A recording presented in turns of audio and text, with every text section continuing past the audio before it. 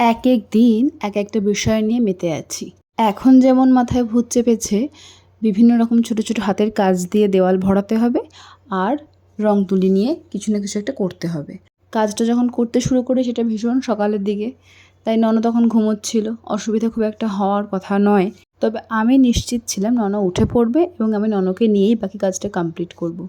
আর হলোও তাই। আমি বিশ্বাস করি ছোট ছোট বাচ্চাদের যদি প্রত্যেকটা কাজের মধ্যে ইনক্লুড করা যায়, ইনভলভ করা যায়, তাহলে সমস্ত রকম কাজের প্রতি তাদের ইন্টারেস্টটা গ্রো করে, যেটা ফিউচারের জন্য ভীষণ ভালো। কাজটা যে ভীষণ ভারী করছিলাম এমনটা নয়, আসলে বেশ কয়েক বছরের পুরনো কয়েকটা ক্যালেন্ডার ছিল, তার থেকেও বেশি পুরনো মায়া পড়ে গিয়েছিল মায়ের তাদের ওপর। তবে দেওয়ালেও দেখতে ভালো লাগছিল না, তাই ভাবলাম ছোট ছোট ফ্রেম বানিয়ে যদি দেওয়ালে আটকে দেওয়া যায় বেশ দেখতে ভালো লাগবে। কি বলছো?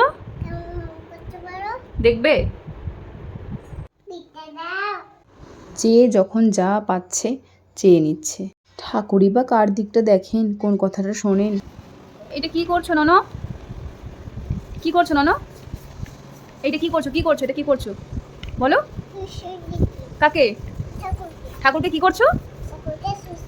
সুরসুরি দিচ্ছ? দেখি মুখটা একবার দেখি। So innocent. তো আর কি, কাজটা মোটামুটি শেষের দিকেই হয়ে এসেছিল। বন্ধুর কাছ থেকে ডাবল সাইড সেলোটেপ নিয়ে এসে লাগিয়ে দিলাম, and this was the final look.